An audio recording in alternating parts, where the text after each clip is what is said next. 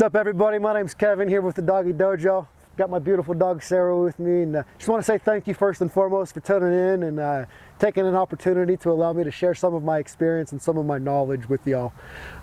So one question that I often get asked as a canine trainer and a personal protection dog trainer is, Kevin, can you describe to me what the perfect personal protection dog looks like?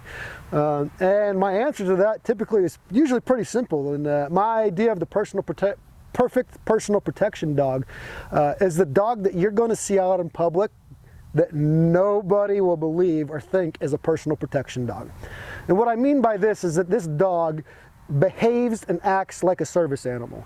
This dog has good obedience, this dog has good position, this dog will go and make friends with children. You can take this dog out into public to the grocery store with you, you can take it to the hardware store with you.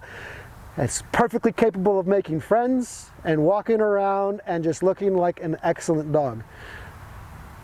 And if, God forbid, that situation ever arises where you become endangered, that dog will meet that threat with violence of its own, where we have given it permission to engage that threat in order to protect yourself. Now, a personal protection dog's job is not that of a police canine. That dog's job is not to apprehend this suspect and to hold that suspect there until they get apprehended. This dog's job is to allow you enough time so that you can get to safety and so that you can retreat and get your family out of there safe and go home alive. Because at the end of the day, the ultimate goal is survivability. So now as you get into these advanced levels of training with the canine, and we are figuring out what it is genetically capable of, right? So my job as a trainer is to allow that dog to function at its best, highest level that it can function at, that its genetics will allow them. Not every dog is capable of being a police canine. Not every dog is capable of being a Tier 1 military operator. Just like not every individual out there in the world is capable of being a UFC world title champion, right? But because every dog out there isn't capable of this, it does not mean that this dog is not capable of defending the family. Just like we as individuals may not be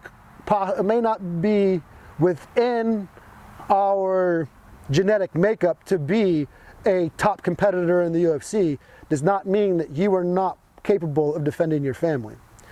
So when you look at the genetic makeup of these dogs and what they're capable of, we start discerning what this dog's job will be in the house and on the streets. For instance, Sarah here. When we are at home, this dog is a pet. She roams free. She has full access to the house at all times. People that I allow to pet her and tell her that are friendly, she will make friends with. All right? But at the same time, while she is in that house, she is also responsible for protecting that domain. Anybody that enters that house and acts like a threat, she is trained and taught to recognize that threat, and she has been given permission to meet that threat with a threat of her own. As we progress further on and see what this dog is capable of and how she is capable of handling herself out in public, we start giving this dog more and more advanced and arduous tasks of being able to build her profile and that catalog of recognizing threatening behavior. So just like that Secret Service agent that works for the president, or just like that executive protection agent that's working with A-list celebrities, this dog in public is expected to handle herself as a silent and quiet professional. Is to act as a working service animal. Her job is to be assessing situations, is to be looking out for threats, and only when and if that situation arises where there is a threat towards myself or towards the property in which she has been given permission to protect, will she engage that actual threat. So you guys have heard me oftentimes in this video say that we give the dog permission to meet a threat with a threat, or to meet violence with violence, right? We say the word, we give the permission, right? Because dogs know how to bite. Dogs will defend themselves, all right?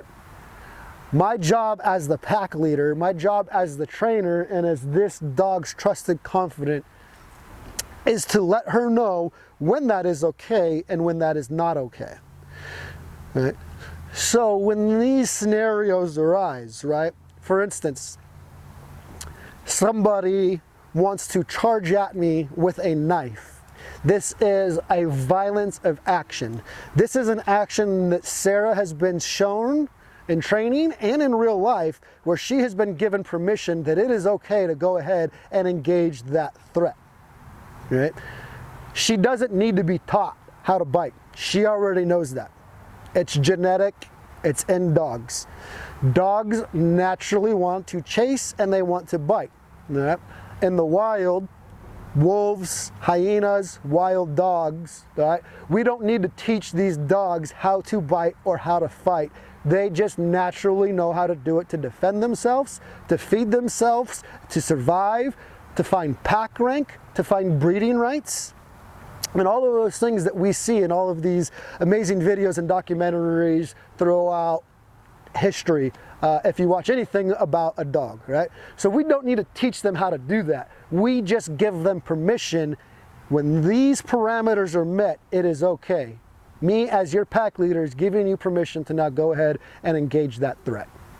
So just a quick recap of some of the things that we've talked about today. First of all, I just want to thank you for your time, for tuning in and listening to some of the things that I've learned with my time and working with dogs. So here at the Doggy Dojo, I just want to reiterate that we are passionate about allowing the dogs to perform to their best genetic capabilities, right? I say best genetic capabilities because, again, not all dogs are capable of working at that tier 1 level operator, working with Air Force PJs, Navy SEALs, MARSOC Marines, and so forth, right? But that doesn't mean that not every dog is capable of protecting their family. And here at the Doggy Dojo, our heart and our passion is allowing that dog to perform at the best level of its genetic makeup. So earlier in the video, I was talking about, what makes the perfect protection dog, right? And often people will see dogs like such as Sarah as the German Shepherd, the Belgian Malinois, the Dutch Shepherd, giant schnauzers, Doberman Pinschers, these pointy-eared dogs that we're so used to seeing in videos and working with the police and the military. And that the idea is that these are the dogs that are capable of doing that type of work. I'll tell you right now, in my personal opinion, I believe that, dogs that I've trained in the past, such as the Australian Shepherd, Weimaraners, Labs, Doodles, right? These dogs actually, to me, make some of the best personal protection dogs because the look of them is friendly. You would not expect that this dog is capable or willing to defend itself or its family. But I'm telling you right now, like I said earlier, every dog knows how to bite. We just have to give them permission. So I've trained Australian Shepherds in personal protection work. I've trained Weimaraners in personal protection work. I've trained Labradors in personal protection work. I've trained Doodles. I've trained Poodles. I've even trained a Maltipoo on how to bark and threat and defend its family. So any dog is capable of barking and protecting the family because, again, like I said, the personal protection dog's job, main duty, is to allow you enough time to get away from the threat. So if that means your little Maltipoo will bark and stand out in front of you, and that gives you time so that you can either, one, get to your primary weapon system or create some distance so that you can get your family out of there, then that Maltipoo is a great personal protection dog. And I promise, even with those little tiny canines, nobody wants to get bit by them. So again, thank you for your time. Thank you for your attention. If you guys have any questions, please drop a comment, message us. Happy to help you out in any way possible. Again, our heart is to allow your dog to be the best capable dog that it will genetically allow it to be. Doesn't need to be a German Shepherd, doesn't need to be a Malinois. Please let me know how we can help you.